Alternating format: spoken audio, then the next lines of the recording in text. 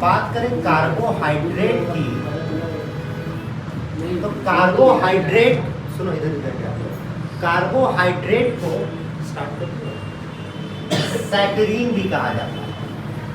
Saccharin, जहां से हम लोग आगे का नाम लेंगे सैकराइड्स। ऐसा क्यों कहा जाता है? क्योंकि सैकरीन का मतलब होता है स्वीट, और कार्बोहाइड्रेट्स का नॉर्मल नेचर होता है कि they are sweet in nature. अगर कार्बोहाइड्रेट का केमिकल स्ट्रक्चर दिखाने की कोशिश की जाए तो वो कुछ ऐसा दिखता है।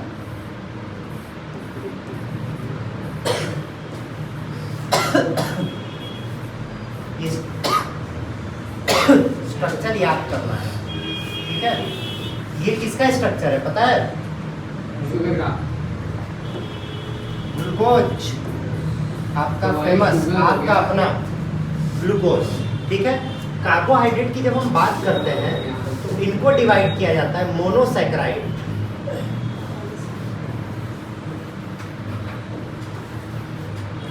डाइसैकेराइड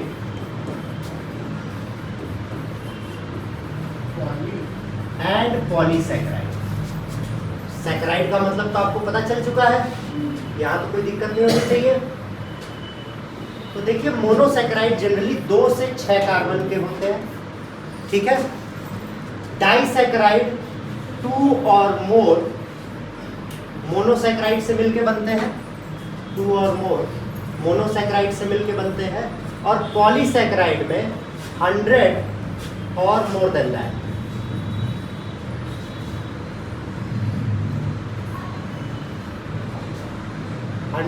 और मोर देन दैट मोनोसैकेराइड्स होते हैं, ठीक है? अब सबका एग्जाम्पल दिया जाए आप लोग को तब समझ में आएगा। इसका सबसे पहला और सिंपल एग्जाम्पल है, मेरे पास ढेर सारा कलर है। उसका सबसे कॉमन एग्जाम्पल है ग्लूकोज, जिसका स्ट्रक्चर यहाँ पे आपको बनाया गया है। ग्लूकोज का मॉलिक्यूलर फॉर्मूला क्या होता है?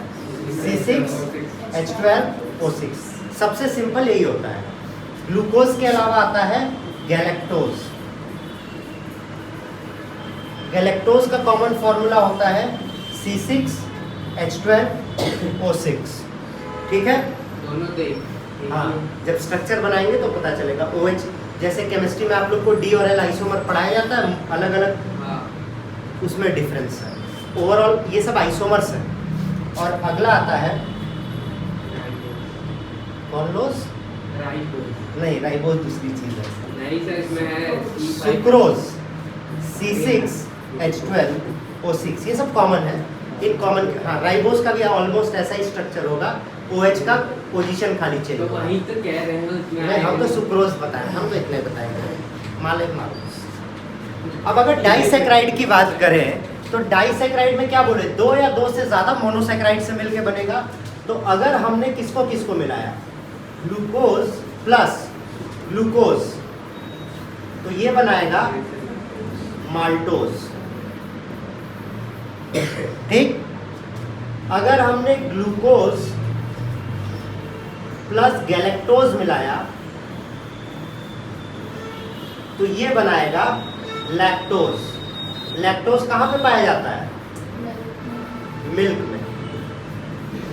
और अगर हमने ग्लूकोज प्लस सुक्रोज मिलाया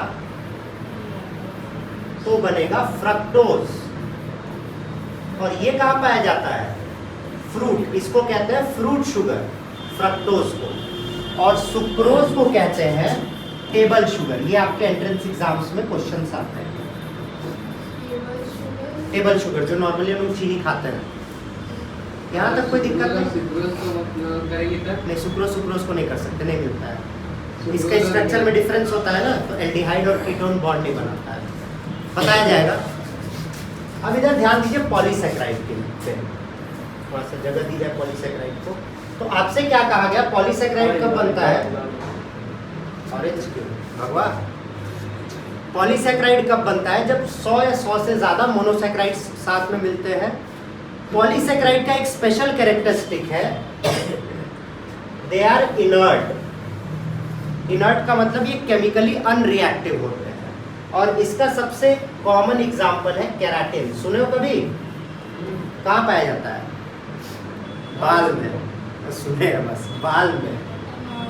हाँ, काइटिन, काइटिन सुने हो, कहाँ पाया जाता है? वो एलगी में, वो सलमान में, एल्गी के सेल वॉल, नाखून में, फंजाई में। और सेलुलोज ये कहाँ पाया जाता है? अरे ये तो प्लांट सेल के सेल वॉल में। तो ये सब केमिकली इनर्ट होते हैं, इसीलिए पॉलीसेक्राइड होते हैं। अब ये केमिकली इनर्ट क्यों होते हैं इसकी बात जानते हैं। अब ध्यान दीजिए, नॉर्मली क्या है कि एक ग्लूकोज बॉन्ड बना है, डाइसेक्राइड बन गया। पर अब जब पॉलीसेक्राइड बनता है तो यहाँ तो लंबा चेन बना ही रहा है, यहाँ से फिर ब्रांचिंग भी कर दिया, और फिर ब्रांचिंग के बाद फिर लंबी चेन बना दिया, फिर यहाँ पे फिर ब्रांचिंग हो गई। तो क्या कोई केमिकल इस पे रिएक्ट कर पाएगा इतना कॉम्प्लेक्स स्ट्रक्चर पे? इसमें इतनी ज़्यादा ब्रांचिंग होती है, इसीलिए केमिकली इनर्ट होता है।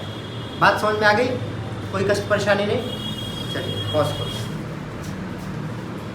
हम फिर से आ गए हैं दूसरे शर्ट में। आप देख रहे होंगे कि इतना जादू हम कैसे कर पाते हैं। तो जैसे लोग पहले टिकटॉक में शर्ट बदलते थे, वैसे ही हमने भी बदली है। पर हम कभी टिकटॉक नहीं बनाए हैं क्योंकि हम छपरी नहीं हैं।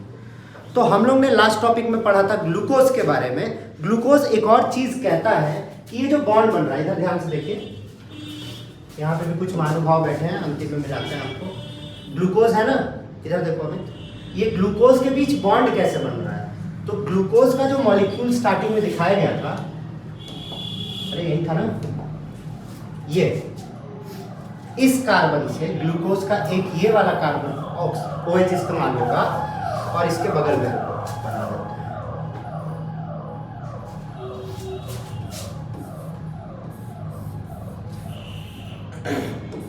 ये एक ग्लूकोज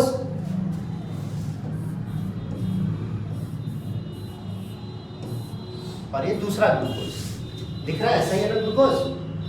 और यहां से ये ध्यान देना, दूसरा कलर इस्तेमाल करेंगे, भूल ही जाते हैं हम कि अमीर। यहां से क्या रिमूव हो रहा है? H2O। और ये देखो फिर ग्लूकोज का 2 मॉलिक्यूल बनेगा।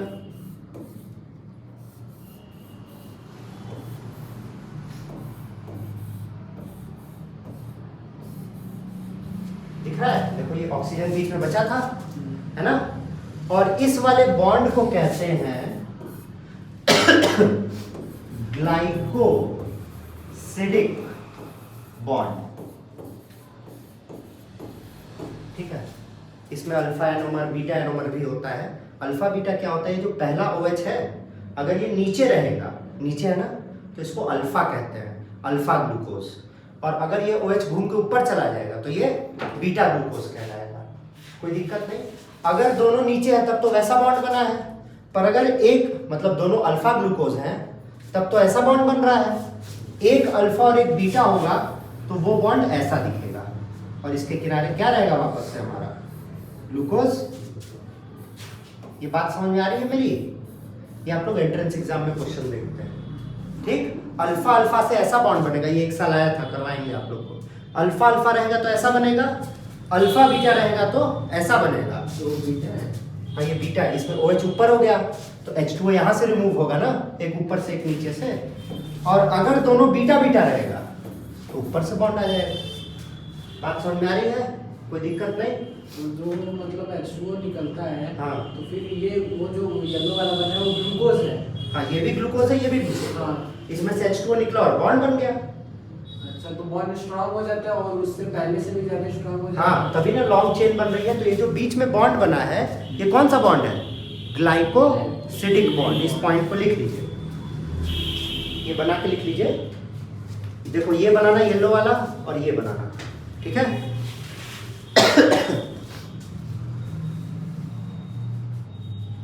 आता है प्रोटीन, और जैसा कि आपको बताया गया है प्रोटीन का काम क्या होता है? मसल बनाना। मसल के रख देंगे। Protein is the building block of human beings. हमारा जो मसल बनाने का काम करता है, हमारा जो मसल जिस चीज़ से बनता है उसे प्रोटीन कहते हैं। और मसल एक्चुअली बनता कैसे, कोई आइडिया है? नहीं। जिम रेगुलर गए मान लो, अब जिम जाने से एक्सरसाइज, और हमारा जो मसल है, मान लेते हैं हमारा ये मसल है, ठीक है। अब हम जिम गए तो क्या हुआ, ये बीच में से मसल फट गई हल्की सी, क्योंकि हम जितनी लेके गए थे उतनी ना रहेगी। तो फिर प्रोटीन खाने के बाद वो प्रोटीन इसको सीमेंट कर देगा, सीमेंट डाल देगा, और फिर हमारी मसल इतनी बढ़ जाएगी। बात समझ में आ रही है? नहीं कि हाँ? पर प्रोटीन बना कैसे, क्या हुआ, उसकी बात करते हैं। प्रोटीन का जो सबसे छोटा यूनिट है उसको क्या कहते हैं? Amino acid. और आइए एमिनो एसिड का स्ट्रक्चर देखते हैं।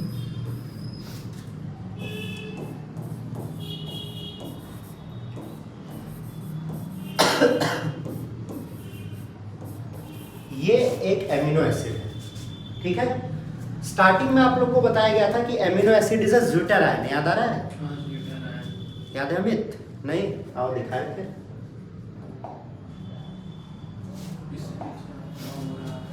दिख रहा है ज्यूटेरायन? और हम कहे थे बताएंगे, और ज्यूटेरायन का क्वेश्चन आता है हमेशा। एक ज्यूटेरायन क्या होता है? ज्यूटेरायन वो होता है जिसमें एसिड और बेस दोनों प्रेजेंट हो। तो ये कार्बोक्सिलिक एसिड है ना ये, और ये अमीन क्या है? बेस। तो इसमें एसिड और बेस दोनों प्रेजेंट है, और इसीलिए इसको क्या कहते हैं? ज्यूटेरायन। बात समझ में आ रही है? अब कैसे एसिड और बेस प्रेजेंट है ये भी ध्यान दिया जाए। कार्बोक्सिलिक एसिड की प्रॉपर्टी क्या है? H+ लूज करेगा, और NH2 की प्रॉपर्टी क्या है? हाइड्रोजन एक्सेप्ट करके पॉजिटिव चार्ज लाएगा।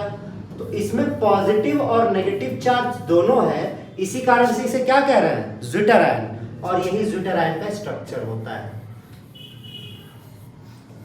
ये कहानी समझ में आ रही है किसी को? कोई कष्ट नहीं है इसमें? चलिए लिखने का टाइम देंगे, घबराइए मत। अब यही कार्बोक्सिलिक एसिड में अगर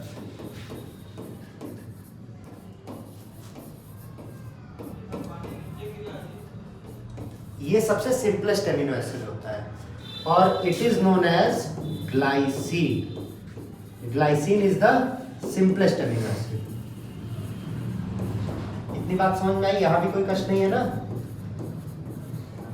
अब देखो, हमारी बॉडी में कुछ एमिनो एसिड्स होते हैं वो जो बहुत ही जरूरी होते हैं। तो एमिनो एसिड्स को दो पार्ट में डिवाइड किया गया, एसेंशियल और non essential amino acids. Essential मतलब वो हमें चाहिए ही चाहिए, और नॉन एसेंशियल मतलब थोड़ा कम भी रहेगा तो हम काम चला लेंगे। जैसे हमारी बॉडी में एक विटामिन होता है B12। वेजिटेरियंस में इसकी बहुत कमी होती है, क्योंकि B12 सिर्फ और सिर्फ मछली में पाया जाता है, ठीक। पर इससे कुछ ज़्यादा नुकसान नहीं होता है, ग्रेजुअली आगे जाके नुकसान होगा, पर अभी नहीं होगा। तो इसके बिना भी हम काम चला रहे हैं ना।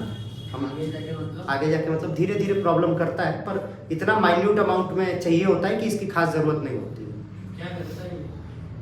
पढ़ाएंगे अभी, विटामिन मिनरल्स तो पढ़ाना ही है, तो उसमें विटामिन B12 के बारे में भी समझाएंगे, ठीक। तो कुछ एसेंशियल एमिनो एसिड्स होते हैं जिनके नाम आपको याद होने चाहिए। एसेंशियल एमिनो एसिड्स, इनके नाम है हिल, टैप और MTV। मिला में बुक में कुछ चीजें बुक में नहीं मिल पाएंगी। हिल, टैप और MTV जब थोड़ा सा थॉरो रीडिंग करोगे ना, कई सारी चीजें कट चुकी हैं, पर एंट्रेंस एग्जाम में आती है, कटा नहीं है, तुम्हारी बुक में मिलेगा ICSE में। तो ये एसेंशियल एमिनो एसिड्स है, हिल, टैप, MTV। इसका नाम है हिस्टिडीन, इसका नाम है आइसोल्यूसिन, इसका नाम है ल्यूसीन, इसको कहते हैं लाइसीन। इन भाई साहब को कहेंगे ट्रिप्टोफैन, इसको कहेंगे आर्जिनिन, इनको कहेंगे फिनैंथ्रीन, इसको कहेंगे मिथियोनिन, इसको कहेंगे थ्रियोनिन, और इनको कहेंगे वैलिन।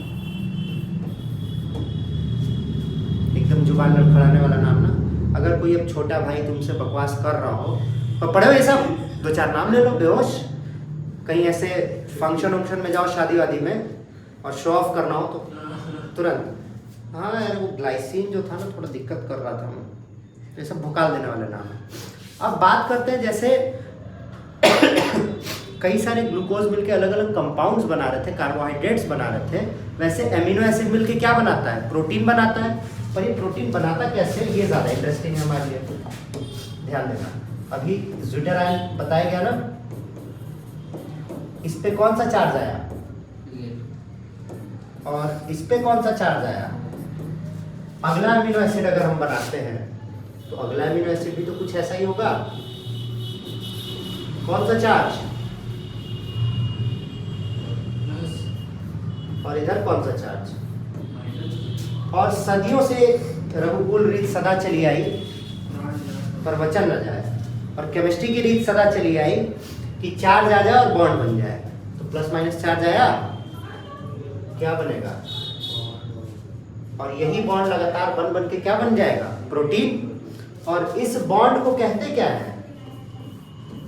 Peptide bond. और ग्लूकोज में कौन सा बॉन्ड था? ग्लूकोज में कौन सा बॉन्ड था?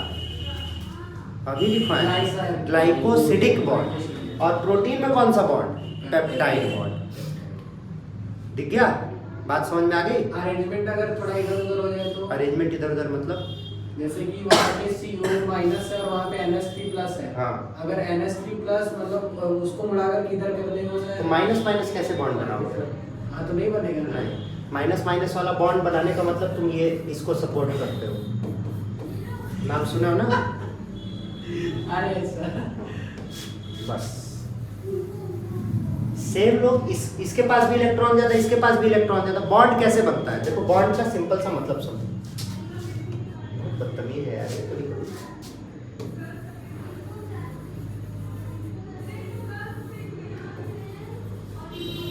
किधर से किधर फ्लो करेगा? उधर से इधर करेगा। और ये कब तक करेगा? जब तक सेम लेवल ना हो जाए। तो ये कैसे होगा? एक के पास ज्यादा होगा, एक के पास कम होगा, तब ना। बात समझ में आ रही है? अब अंबानी अपने आप से लोन थोड़ी लेगा। अंबानी किससे लोन लेगा? वो लेगा कि देगा ना। हाँ, बैंक अंबानी से लोन लेने जाएगी क्योंकि उसके पास कम पैसा है बैंक के पास। पर ऐसा नहीं ना होगा कि बैंक अंबानी कहेगा थोड़ा पैसा दे दो, अंबानी का बैंक कहेगा साहब है नहीं, बैंक ले जाइए घर। बात समझ में आ गई? तो चार्ज हमेशा तभी बनेगा जब माइनस प्लस होगा। प्लस प्लस या माइनस माइनस नहीं बनाते हैं, फिजिक्स में भी पढ़े हो। Similar charges repel each other. बात समझ में आ गई? अब इसको छाप लो, पॉज करो। देखो, ये 2 पॉइंट्स है प्रोटीन के बारे में। लिखिए, protein is a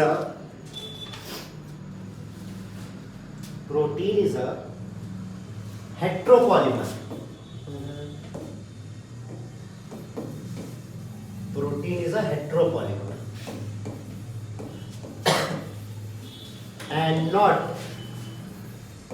and not a homopolymmer।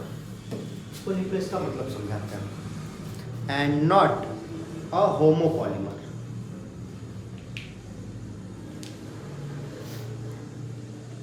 देखिए, अब पॉलीमर क्या होता है? कोई भी ऐसी चीज जो कई सारे छोटे छोटे यूनिट से मिलकर बने, वो पॉलीमर कहलाती है। जैसे कि ये था, ये एक पॉलीमर है, कई सारे छोटे छोटे सेम टाइप के यूनिट से मिलके बनी है। तो अगर सेम टाइप के यूनिट से मिलके बनेगी तो वो होमोपॉलीमर कहलाएंगी, और अलग अलग यूनिट से मिलके बनेगी तो हेट्रोपॉलीमर कहलाएंगी। ठीक है? तो प्रोटीन क्या है? एक हेट्रोपॉलीमर है क्योंकि अलग अलग टाइप के प्रोटीन साथ में मिलते हैं। दूसरा पॉइंट लिखिए, कोलेजन। कोलेजन की स्पेलिंग लिख रहा है, गलत नहीं लिखना। Collagen is the most abundant protein in human body। Collagen कहाँ होता है बच्चा लोग? आप लोग को पता है तो आप लोग भी सोच लीजिए। कोलेजन फिजिक्स में होता है। और ये बाप ने गोली मार दे तुम्हें, फिजिक्स में होता है। Collagen connects bone to muscles, physics में होता है। और दूसरा इसका तो अगर नहीं बता पाए तो सच में गोली मार देंगे। बोलेंगे ये तो बायो में होता है, ये है कहाँ? रेस्पिरेशन में। किस लिए इस्तेमाल होता है रुबिस्को? हाँ, रुबिलोज। किस लिए? रुबिस्को क्रेब्स साइकिल में होता है ना कि C3 में होता है? C3 में होता है। C3 में होता है। C3 में रुबिस्को से ही कार्बन डाइऑक्साइड बाइंड करके PGA बनाता है, सबसे पहला 3 कार्बन का कंपाउंड, फॉस्फोग्लिसरेट या फॉस्फोग्लिसरिक एसिड। तो C3 साइकिल में रुबिस्को से ही कार्बन डाइऑक्साइड बाइंड करके पहला स्टेबल प्रोडक्ट बनाता है PGA। तो लिखिए रुबिस्को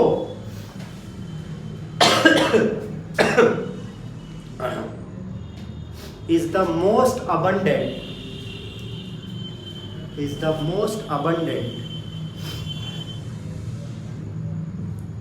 protein in biosphere लिख दे रहे हैं। बायोस्फीयर मतलब प्लांट की बायोस्फीयर, पूरी धरती पे पूरा हमारा जो बायोस्फीयर है अच्छा हाँ, रुबिस्को सबसे ज्यादा होता है। इसका रीजन क्या है? क्योंकि प्लांट नहीं रहेगा, रुबिस्को गायब। ठीक है, अब मिलता है आपसे नेक्स्ट पार्ट में इस वीडियो के, और हम ये कपड़ा चेंज करने फिर से जाएंगे और आपको टिकटॉक दिखाएंगे। गाना टॉपिक हमारा लिपिड है। कार्बोहाइड्रेट प्रोटीन तो पढ़ ही चुके हैं, लिपिड के बारे में पढ़ते हैं। लिपिड जनरली फैट होता है, और ये उस फैट की बात नहीं हो रही है जो मोटापा हम लोग लेके घूमते हैं, ये वाली बात नहीं हो रही है। लिपिड इज फैट जहां पे भी प्रेजेंट होता है। लिपिड जनरली 2 टाइप के होते हैं, या तो ये होगा फैटी एसिड, फैटी मतलब मोटापा नहीं कह रहे हम कब से, या तो ये होगा ग्लिसरॉल। ठीक है, या तो ये क्या होगा फैटी एसिड, या तो क्या होगा ग्लिसरॉल। कुछ ऐसे होते हैं जहाँ पे फैटी एसिड और ग्लिसरॉल दोनों आपस में मिक्स हो जाते हैं। पहले सुन लो, लिखने का टाइम दिया जाएगा। 11th-12th में समझना ज्यादा जरूरी है। लिपिड जो होते हैं जनरली वाटर इनसॉल्युबल होते हैं। इसका रीजन होता है कि ये लॉन्ग चेन्स होते हैं, और उसके साथ साथ इनमें पोलैरिटी भी बड़ी कम पाई जाती है। ठीक है, पहले बात करते हैं फैटी एसिड्स की। अच्छा ये बताइए, ऑर्गेनिक कंपाउंड है कि इनऑर्गेनिक कंपाउंड है? ऑर्गेनिक कंपाउंड है ना। इनऑर्गेनिक कैसे? हम बहुत कम इनऑर्गेनिक कंपाउंड कंज्यूम करते हैं। फैटी एसिड्स, तो एसिड्स कौन से कंपाउंड होते हैं? IUPAC सब लोग पढ़ा हुआ है। एसिड किस में लगता है? IUPAC पढ़े हो तो फंक्शनल ग्रुप यूज करते हैं। तो एसिड किस में यूज करते हैं?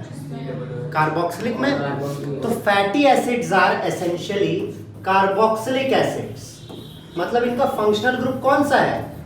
कार्बोक्सिलिक एसिड का।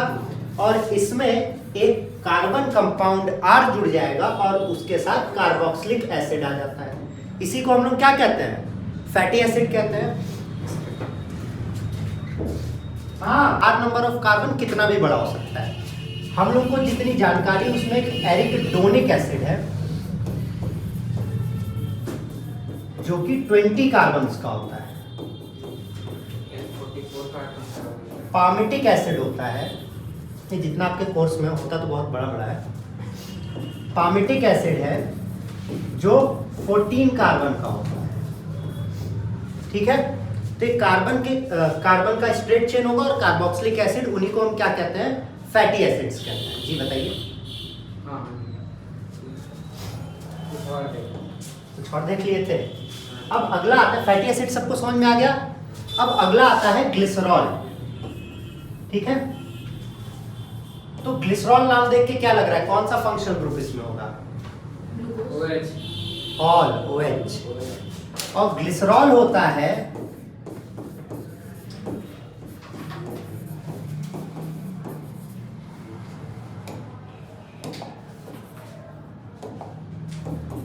This is glycerol. ग्लिसरॉल का एक छोटा भाई भी होता है जिसे हम कहते हैं ग्लाइकॉल। ग्लाइकॉल में सिर्फ 2 कार्बन होते हैं।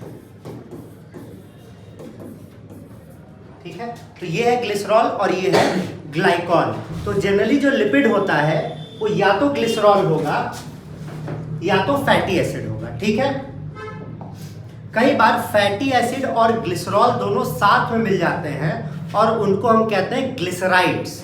कितने कंपाउंड मिल रहे हैं उसके बेसिस पे हम या तो उसे मोनोग्लिसराइड कहेंगे,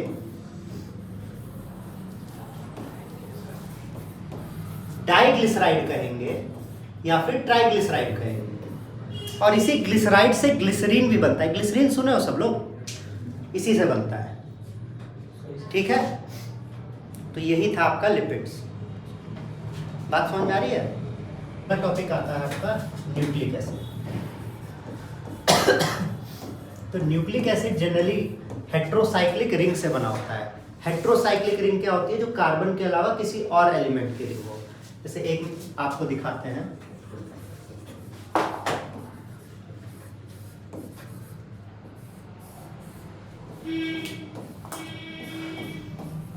ये है यूरेसिल और ये एक नाइट्रोजनस बेस है।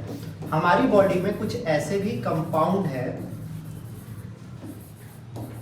जो हमारा बेस बनाते हैं, मतलब हमारी कोडिंग करते हैं, उनके पास हमारा मैसेज है कि हम कैसे होंगे, और उन्हीं को कहते हैं न्यूक्लिक एसिड्स। बेसिकली बात करें तो न्यूक्लिक एसिड सिर्फ दो टाइप के होते हैं और इनका नाम भी आप सुन चुके होंगे, DNA and RNA. Full form सबको पता है? बताओ तो। ये सबको पता है ना कि डीएनए डीऑक्सीराइबोन्यूक्लिक एसिड और RNA ribonucleic acid.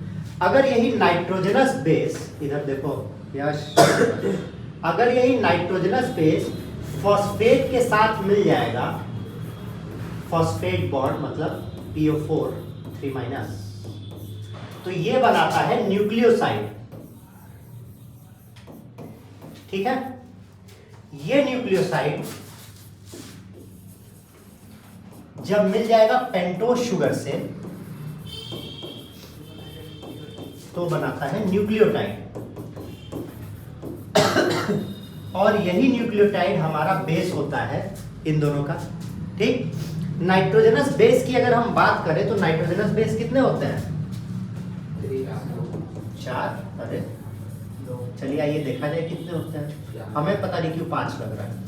Adenine, guanine, cytosine, thymine और यूरेसिल।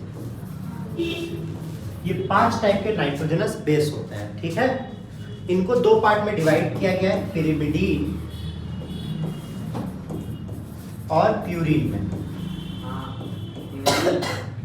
ये जो आप हेट्रोसाइक्लिक रिंग देख रहे हैं, प्यूरिन में सिर्फ एक हेट्रोसाइक्लिक रिंग रहेगी, मतलब ये 1 रिंग स्ट्रक्चर है, और पिरिमिडीन में 2 रिंग स्ट्रक्चर होगा। उल्टा बता रहे हैं?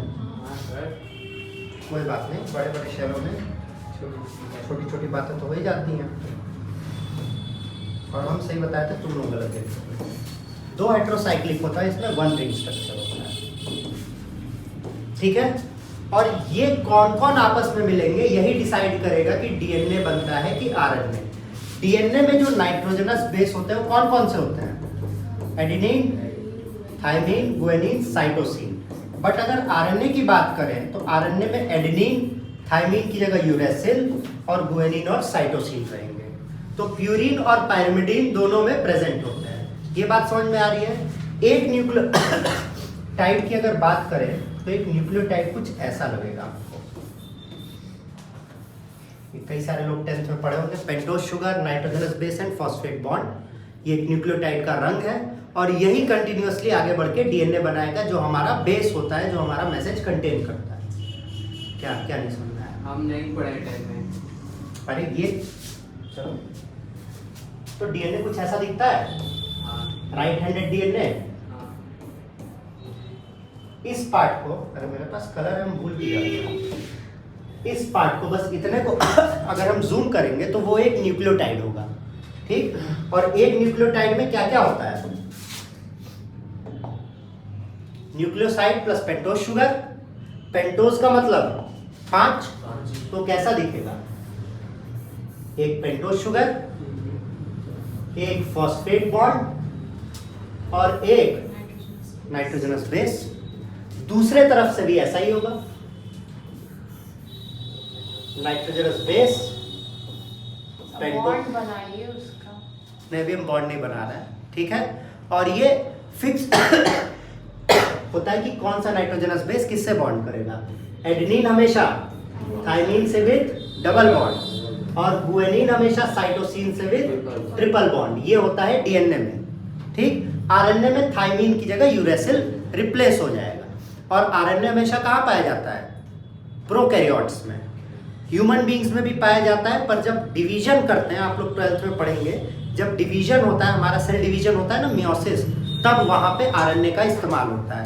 पर आरएनए हमारा मैसेज नहीं कंटेन करता है, हमारा कोड नहीं कंटेन करता है, बट ट्रांसफर और इन सब चीज़ों के काम आता है। बात समझ में आ गई? कोई दिक्कत नहीं? चलिए इसको लिखा जाए फिर।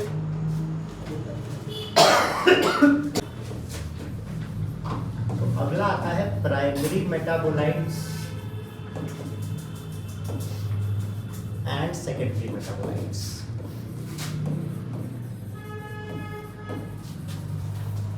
तो सबसे पहला सवाल तो ये आता है कि मेटाबोलाइट्स क्या होता है ना।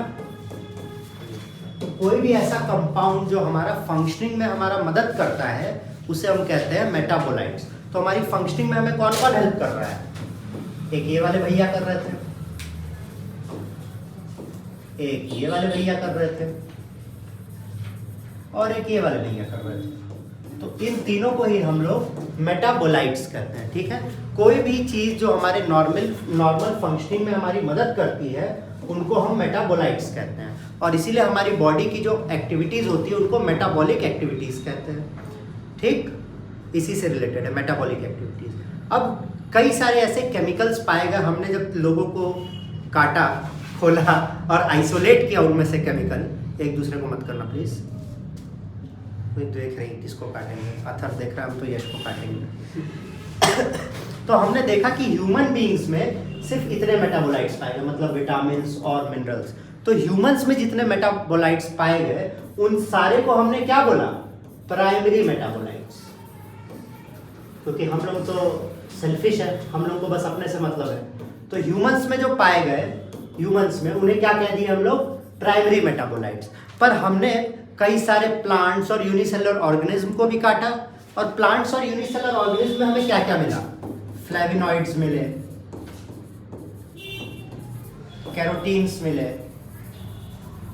बताओ, प्लांट किंगडम तो पढ़े हो ना सब लोग? हाँ, और क्या मिला? ज़ैंथोफिल मिला, और फ्यूकोज़ैंथीन मिला। मतलब सिर्फ, चलो ठीक है, फाइकोइराइथ्रीन मिला। तो ये सब जो है ये डायरेक्टली किसी फंक्शनिंग में हेल्प नहीं कर रहे थे। वो अलग बात है कि इनसे जो प्रोडक्ट्स बनते हैं उनका हम यूज़ ज़रूर कर लेते हैं, पर जैसे ये हमारे डायरेक्ट मेटाबॉलिक एक्टिविटीज़ में काम कर रहे हैं, इस्तेमाल आ रहे हैं, वैसे ये डायरेक्टली प्लांट में इस्तेमाल नहीं आ रहे थे। हाँ, हमसे पूछो। फ्लेविनॉइड अभी तुम लोग पढ़े नहीं हो। फ्लेविनॉइड ड्रग्स प्लांट में पाया जाता है।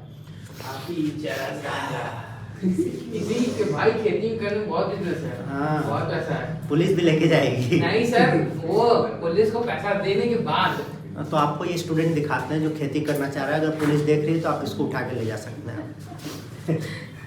तो फ्लेविनॉइड, कैरोटीन, ज़ैंथोफिल, फ्यूकोज़ैंथीन और फाइकोइराइथ्रीन और ऐसे कई सारे कंपाउंड्स हैं जो डायरेक्टली किसी मेटाबॉलिक एक्टिविटीज़ में हेल्प नहीं कर रहे हैं। जैसे अगर हमारे पास कार्बोहाइड्रेट या प्रोटीन नहीं रहेगा तो हमारा प्रोटीन नहीं रहेगा तो कुछ बनेगा ही नहीं मसल। कार्बोहाइड्रेट नहीं रहेगा तो हमारी एनर्जी नहीं मिलेगी।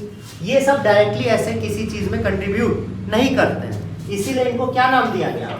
सेकेंडरी मेटाबोलाइट्स, ठीक है। इनके बाई प्रोडक्ट जैसे कि डाई जो बनता है, ड्रग्स बनता है, रबड़ बनता है, ये सब हम यूज करते हैं, पर डायरेक्टली हम यूज नहीं करते, नहीं ड्रग्स नहीं यूज करते हैं।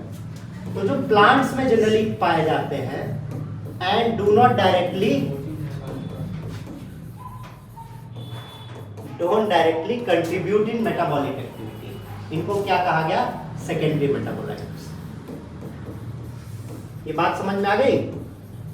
अरे हाँ या नहीं तो बोल सकते हो, तो छाप लो इसे भी।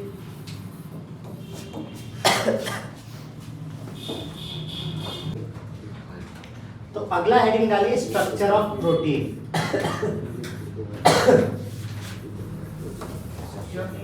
Structure of protein.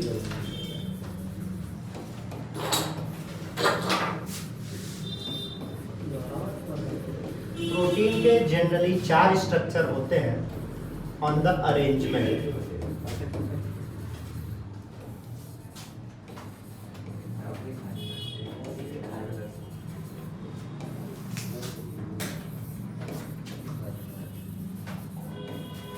क्वार्टर मतलब 1 डिग्री 2 डिग्री 3 डिग्री 4 डिग्री पहले देख लेते हैं। प्राइमरी स्ट्रक्चर में क्या होता है, प्रोटीन आप लोग को बताया गया है, वीडियो के स्टार्टिंग में भी बताया गया कि पॉलीपेप्टाइड चेन होता है, कई सारे अमीनो एसिड जो लॉन्ग चेन बनाता है। तो जो अमीनो एसिड का स्ट्रेट चेन होता है लॉन्ग चेन, उससे जो पॉलीपेप्टाइड प्रोटीन बनता है, पॉलीपेप्टाइड प्रोटीन, उसी को उसका क्या कहते हैं, प्राइमरी स्ट्रक्चर कहते हैं। अब ये प्राइमरी स्ट्रक्चर कई बार घूम जाता है या शीट में कन्वर्ट हो जाता है। या इधर देखो, पहले बुक में हम बताते हैं अगर वो ऐसे ऐसे घूम गया, ठीक, तो इसको कहेंगे अल्फा हेलिक्स। और अगर वो ऐसे ऐसे हो गया तो उसे कहेंगे बीटा प्लीटेड शीट। ठीक है, जनरली प्रोटीन में अल्फा हेलिक्स मतलब राइट हैंडेड हेलिक्स ही पाया जाता है। यहां तक कोई कष्ट है किसी को? राइट हैंडेड मतलब ऐसे ऐसे घूम रहा है। इसके बाद है टर्शरी स्ट्रक्चर। ये जो अल्फा हेलिक्स है, ये जो बीटा प्लीटेड शीट है, इसके जब कई सारे लेयर हो जाएंगे, ये बीटा प्लीटेड शीट है, इसके कई सारे लेयर हो गए और इनके बीच में आपस में बॉन्ड बन गया, या अल्फा हेलिक्स में ही, तो ये 3 डायमेंशनल है। हाँ, इसमें आपस में बॉन्ड बन गया। ठीक, कौन कौन से बॉन्ड आपको दिखेंगे? Hydrogen bond, van der Waals force,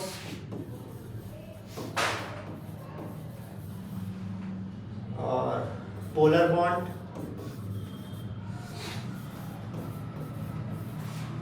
disulphide bond,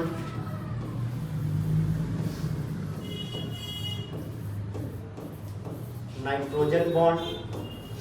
जब आपस में ये एक्स्ट्रा बॉन्ड्स बनाने लगेगा, दिख रहा है ना, ऊपर का लेयर नीचे वाले से, उसका लेयर उसके नीचे वाले से, तब वो कौन सा स्ट्रक्चर बनाएगा? टर्शरी स्ट्रक्चर बनाएगा। ठीक, अब लास्ट आता है क्वाटरनरी स्ट्रक्चर। सब लोग ईयरफोन यूज किया है, वो तार वाला, फिर उसको जेब अच्छे से मोड़ के जेब में रख दिए, फिर उसको जेब से निकाले। तो जेब से निकालने के बाद उसका स्ट्रक्चर याद है? पता ही नहीं चलता था किधर से क्या है, उसी को क्वाटरनरी स्ट्रक्चर कहते हैं। या पतंग तो सब उड़ाए ही होंगे, तो जब पतंग लड़ाते हैं और कोई लपेटने वाला नहीं होता है, तो हम लोग खींच रहे हैं और बहुत ढेर सारा खींच लिया और कट गए। फिर जो जमीन पे बचता है, जिसको फिर हम काट देते हैं कि चलो पता ही नहीं चल रहा है किधर से खुलेगा, वही क्वाटरनरी स्ट्रक्चर होता है। जब ये और कंप्रेस हो जाएगा और इसमें नंबर ऑफ बॉन्ड्स इंक्रीज कर जाएंगे, इनमें इंट्रामॉलिक्यूलर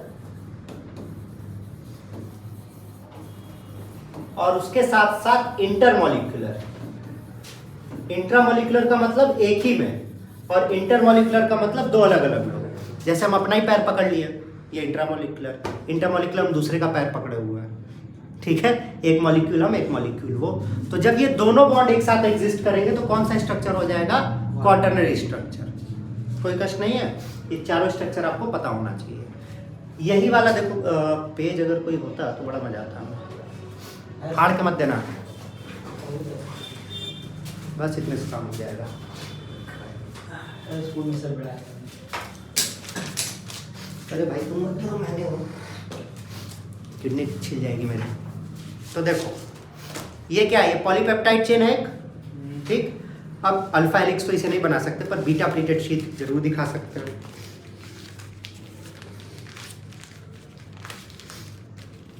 इज्जत से तो देखो ये बन गया बीटा प्लीटेड शीट, दिख रहा है? बीटा प्लीटेड शीट ऐसा ही दिखेगा। अब जब इनमें आपस में बॉन्ड बनने लगे और इसके ऊपर एक और लेयर आ जाए, उनमें आपस में बॉन्ड बनने लगे, तब वो टर्शरी बना देगा। और जब फिर ये पता नहीं क्या हो जाएगा, तब ये क्वाटरनरी बना देगा। ठीक है,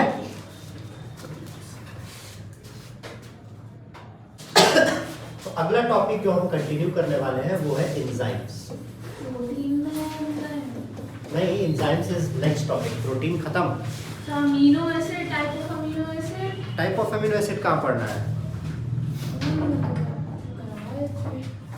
ऐसा रहेगा क्या? ये भी बोले कि कोर्स में स्कूल के नोट्स है क्या? नहीं, देख लेंगे।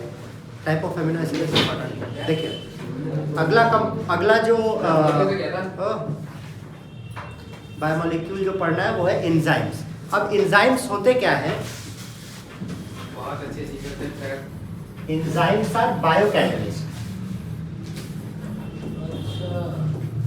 अच्छा तो ऐसे बोले जैसे पता है, और हम भूल गए थे, मेरे पास कलर है, सॉरी। विच आइदर इंक्रीज और डिक्रीज of biochemical reaction। ध्यान नहीं प्यारी है ना?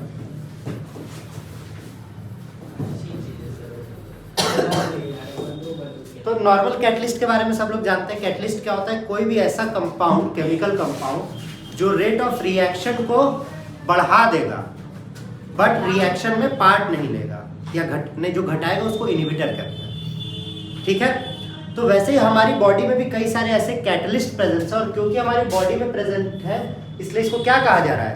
बायोकैटलिस्ट कहा जा रहा है, जो या तो रिएक्शन इंक्रीज करेंगे या तो रिएक्शन डिक्रीज करेंगे। अब करते कैसे हैं ये? कुछ तो कारण होगा। They find an alternate pathway.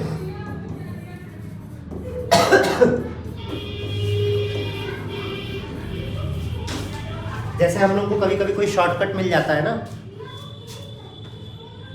कैसा तुम लोग के चेहरे पे एकदम मरा मरा हालत है। मिल जाता है बस। तो वैसे ही ये भी खोजता है। देखो होता क्या है, अगर ग्राफ की बात करें, why I tend to forget I have many colors, किससे लिखा जाए? ब्लू से।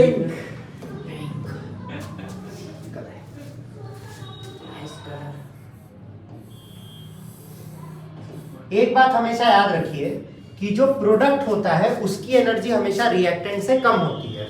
अगर प्रोडक्ट की एनर्जी रिएक्टेंट से ज्यादा होगी तो रिएक्शन कभी होगा ही नहीं। क्योंकि रिएक्शन हो किस ले रहा है? चीजों को, वो काम घर पे जाकर करना है, पहले इधर देखो। रिएक्शन हो किस ले रहा है? चीजों को स्टेबल करने के लिए, और स्टेबल का मतलब जब उसके पास एनर्जी कम होगी। और ये स्टेट है, इसको कहते हैं एक्साइटेड स्टेट। ठीक है, और रिएक्टेंट की एनर्जी से ये जो मिनिमम एनर्जी रिक्वायर्ड होती है ताकि इसको प्रोडक्ट में कन्वर्ट किया जाए, इसको कहते हैं एक्टिवेशन एनर्जी।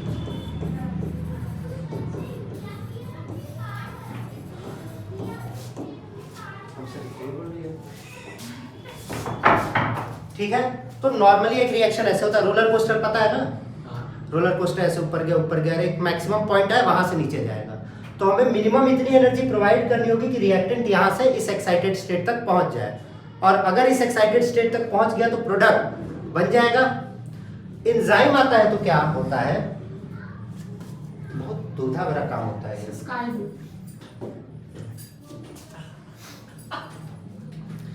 सुनो, एंजाइम आएगा तो क्या होगा? इसके लिए अल्टरनेटिव पाथवे खोजेगा जिसका एक्साइटेड स्टेट कम होगा।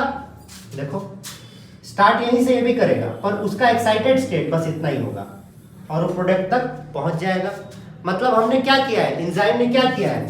Reduces activation energy.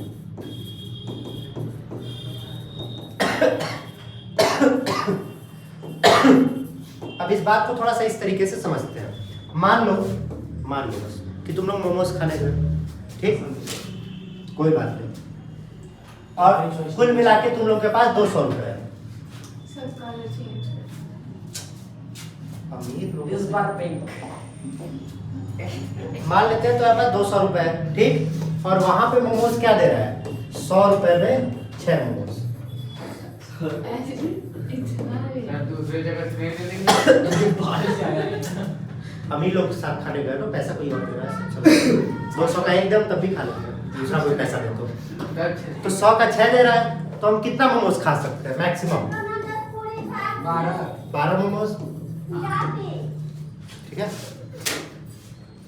पर अगर हम एक्टिवेशन एनर्जी कम कर दिए, हम ऐसी जगह चले गए जहां 10 का 4 मोमोज दे रहा है, ठीक है, अगर 10 का 4 मोमोज दे रहा है तो 200 में तो हमें बहुत ज्यादा मिल जाएगा।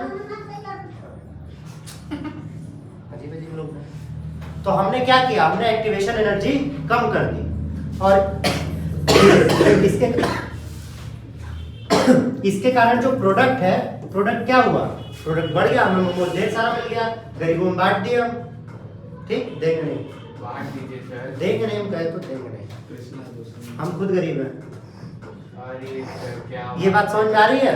तो एंजाइम भी क्या करता है, वो एक अल्टरनेटिव दुकान खोजता है जहां पे कम पैसे में सेम सामान मिल रहा है ज्यादा। बात समझ में आ गई। Yes sir. तो action of enzyme, action of enzyme की बात करते हैं।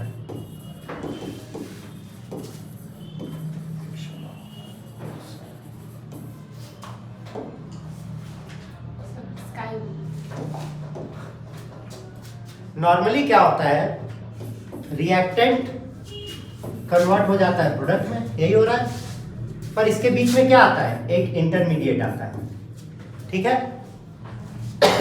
एंजाइम के साथ क्या होगा, रिएक्टेंट प्लस एंजाइम, तो यहां पे जो इंटरमीडिएट बनेगा वो रिएक्टेंट एंजाइम के साथ बनेगा एक कॉम्प्लेक्स, और फिर ये जाके प्रोडक्ट बनाएगा और एंजाइम हमारा अलग से मिल जाएगा। ये बात समझ में आ रही है। यहाँ पे कोई दिक्कत नहीं है किसी को, इतना लिख लेते हैं, फिर क्लासिफिकेशन ऑफ एंजाइम पढ़ते हैं, इतना लिखिए। कैमरामैन खराब है। अच्छे से बात करते हैं एक्शन ऑफ एंजाइम। एंजाइम कैसे काम करता है। देखो, जब भी कोई सबस्ट्रेट होता है जो रिएक्ट करता है, उसका कोई एक्टिव साइट होता है जहां से वो रिएक्शन करेगा, ठीक है। नॉर्मली क्या होगा, दूसरा रिएक्टेंट यहां से बाइंड करता है और नया प्रोडक्ट बना लेता है। पर एंजाइम क्या करेगा, एंजाइम पहले सबस्ट्रेट से बाइंड करेगा, पहला प्रोसेस। दूसरे में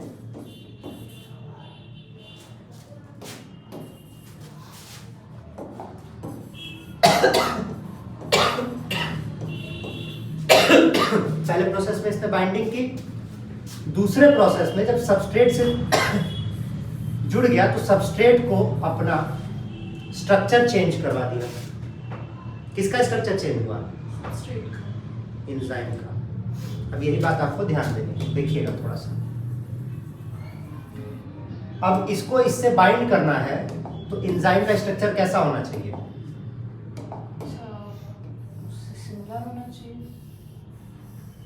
तभी नहीं इससे बाइंड करेगा। नहीं, कभी नहीं करेगा। नहीं, मतलब ऑलमोस्ट ऐसा ही होगा। वो जिक्सॉ पजल सब लोग खेला है ना, तो उसी की बात हो रही है। अब ये बाइंड कर गया तो प्रोडक्ट कैसा दिखेगा, अच्छा, अनपढ़ थे कि कोई कोर्स किए बाद में, ये ऐसा बन गया, ठीक है। और ये क्या है, ये हमारा एंजाइम है, और जैसे ये बाइंड करेगा ये एंजाइम का स्ट्रक्चर चेंज करवा देगा, क्योंकि हमारा प्रोडक्ट भी कैसा होगा, ध्यान दीजिए। प्रोडक्ट भी तो हमारा कुछ ऐसा ही दिख रहा होगा, इसी में आके प्रोडक्ट बनेगा ना बाइंड करके, तो प्रोडक्ट भी ऐसा दिख रहा होगा। ये बात समझ में आ रही है। तो प्रोडक्ट किससे बाइंड करेगा, तो जैसे ये बाइंड हुआ ये एंजाइम को अपना स्ट्रक्चर चेंज करने पे मजबूर कर देगा, और एंजाइम का स्ट्रक्चर अब कैसा हो जाएगा,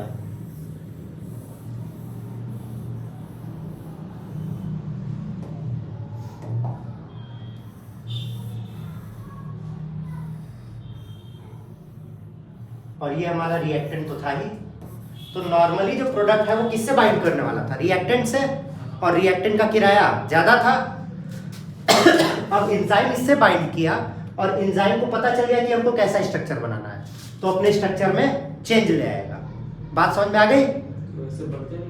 नहीं, ये पहली बात समझ में आ गई, हाँ या नहीं? नॉर्मली क्या हो रहा था कि ये है प्रोडक्ट हमारा, सॉरी, जो रिएक्टेंट अटैक करेगा वो था ऐसे, और वो रिएक्टेंट में कंबाइन करता, पर उसको कंबाइन करने के लिए ज़्यादा एनर्जी लग रही थी, तो कंबाइन करता और हमारा प्रोडक्ट बना देता। पर इस बार इस रिएक्टेंट की जगह कौन आ गया? एंजाइम, और एंजाइम ने उसको जगह दे दी दूसरे रिएक्टेंट को कि देखो तुम ऐसा बॉन्ड हमसे बना लो। तो तीसरे स्टेप में क्या होगा? नॉर्मली दूसरे रिएक्टेंट को बॉन्ड किससे बनाता था? रिएक्टेंट से, पर इस बार वो बनाया किससे? एंजाइम से।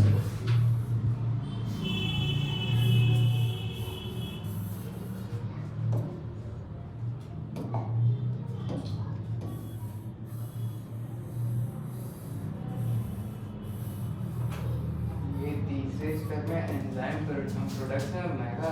नहीं नहीं नहीं, सुनो तो, दो रिएक्टेंट मिलकर एक प्रोडक्ट बना रहे हैं। तो ये पहला रिएक्टेंट है R1, R1 के साथ दूसरा रिएक्टेंट वैसा अटैक करता, तो R1 पे ना अटैक करके वो किस पे अटैक किया? एंजाइम पे, और अब एंजाइम बीच में से गायब, और इसके पास तो बॉन्ड बन चुका है, इसके पास भी बॉन्ड बन चुका है, तो अब जितनी एनर्जी इससे डायरेक्ट बॉन्ड करने के लिए चाहिए थी उतनी एनर्जी नहीं चाहिए होगी। क्यों? चौथे में एंजाइम विल बी रिमूव्ड, और जो पहली बार में प्रोडक्ट ये बन रहा था अब की बार प्रोडक्ट ये बनेगा।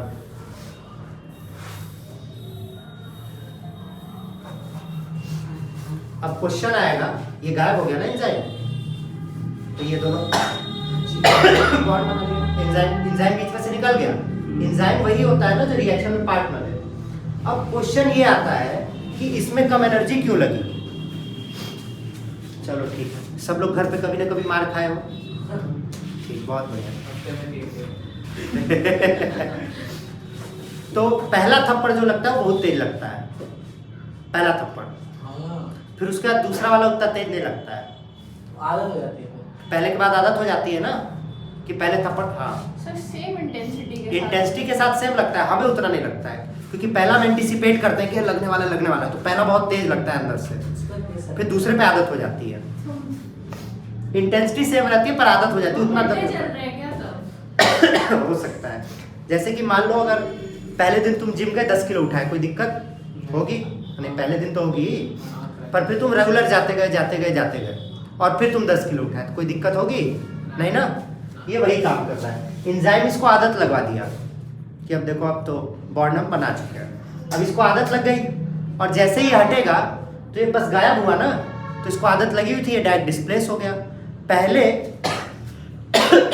पहले एडिशन रिएक्शन हो रहा था, तो डायरेक्ट ऐड करने में हमें एनर्जी देनी पड़ रही थी। इस वाले केस में सब्स्टिट्यूशन हुआ, तो सब्स्टिट्यूशन में हमारी कम एनर्जी लगी, क्योंकि एक लोग पहले थे उनकी जगह दूसरे को रखना पड़ा। बात समझ में आ गई? R2 को वहाँ पे एंजाइम तक आने के लिए एनर्जी नहीं लगी होगी क्या? एंजाइम कम एनर्जी ले रहा है ना, वही काम कम एनर्जी में, जो मोमोज वाला कॉन्सेप्ट। अच्छा, तो कम एनर्जी में कर रहा हूँ, फिर ये गायब हुआ तो ये डायरेक्ट इससे बॉन्ड बना लिया। नहीं, वो तो एक एग्जांपल दिए थे ना, कभी कहीं कहीं अच्छा भी होता है, चौक में एक बढ़िया देता है पनीर वाला। नेपाल वाला हमें क्या पता कहाँ से आया, उसके चाचा थोड़ी हैं। वो जो छपरी बना रहता है ना। हाँ, अगला हेडिंग डालिए, factors affecting enzyme activity. Factors affecting enzyme पढ़ाएंगे तो बाद में निकलेगा। एक्टिविटी। तो 3 ऐसे लोग हैं जो एंजाइम एक्टिविटी को इफेक्ट करते हैं।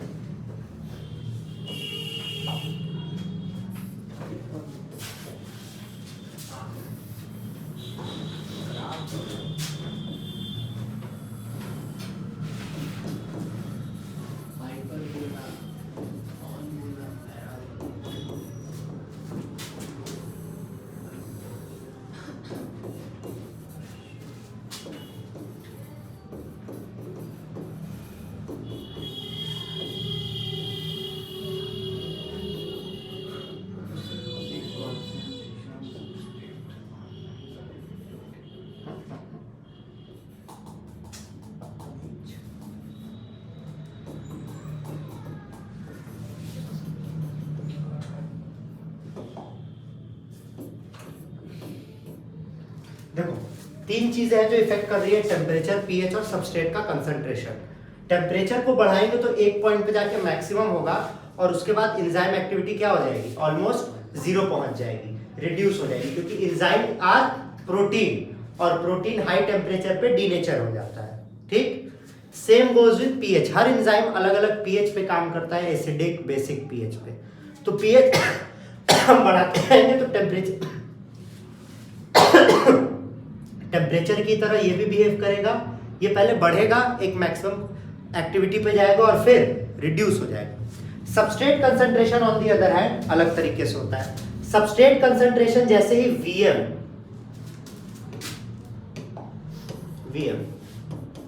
वेलोसिटी की बात कर रहा है, रिएक्शन की कितनी तेजी से बढ़ रहा है, तो मिनिमम वेलोसिटी को जैसे ही पार करेगा तो फिर ये बढ़ता जाएगा। जैसे जैसे कंसंट्रेशन बढ़ाते जाएंगे एंजाइम की एक्टिविटी बढ़ती जाएगी up to a certain point.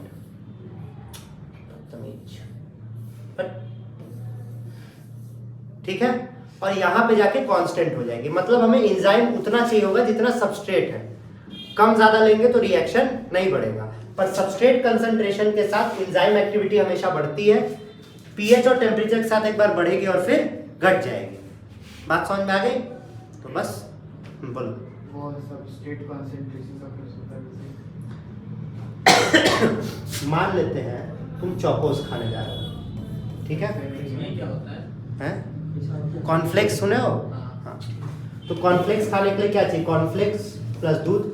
अरे सॉरी, हेल्दी चीज़ों की बात करेंगे तो कैसे आएगा? अच्छी चीज़ की बात करते हैं, बस आ रहा है। मान लो तुम खाने गए गोलगप्पा, ठीक? तो उसके लिए सूखा गोलगप्पा चाहिए, प्लस पानी चाहिए, प्लस छोला चाहिए, ठीक? प्याज। अरे छोले में प्याज मिला हुआ है, मतलब मास्टर शेफ ही बनना है सब। तो जितना गोलगप्पा है उसी रेशियो में ये दोनों होगा तब ना काम चलेगा। अगर ये हम ज्यादा रख लिए गोलगप्पा, पानी खत्म या छोला एकदम कम, तो क्या खा पाओगे? वही बात ये भी कह रहा है, जितना सबस्ट्रेट है उसी लेवल में एंजाइम रहेगा तो चलेगा। अगर नहीं, और मतलब सेम एंजाइम है, जितना सबस्ट्रेट है तो रिएक्शन, रेट ऑफ रिएक्शन बढ़ता जाएगा, एंजाइम की एक्टिविटी बढ़ती जाएगी। पर अगर उतना रहेगा ही नहीं तब तो कोई मतलब ही नहीं। बाद में वो डाउन हो, नहीं डाउन नहीं होगा, वो बढ़ता जाएगा। हाँ वो बढ़ता जाएगा। क्या ये मिनिमम वेलोसिटी तक, मतलब कि वो फिर उसके बाद बढ़ता उसके बाद बढ़ता ही जाएगा। वापस ऐसे करके बाद नहीं वैसे आता तो ये नहीं बनाते हम, एक पॉइंट पे तो जाके हम direct- रुकेगा नहीं वो। जितना सबस्ट्रेट डाल रहे हो उतना एंजाइम डालते जाएंगे तो रिएक्शन होता जाएगा ना। अब एक रिएक्शन की बात कर रहे हैं, रिएक्टेंट 1 और रिएक्टेंट 2। जब तक दोनों रिएक्टेंट देते जाएंगे तब तक तो प्रोडक्ट बनता ही जाएगा। तो वही बात तो यहाँ भी होती है। ये क्या बताया थे? देखो एंजाइम और रिएक्टेंट, ठीक? लेकिन इन दोनों में देते भी जाएंगे तब भी वो नीचे। हाँ, ये सबस्ट्रेट कंसंट्रेशन पे डिपेंडेंट नहीं है ना।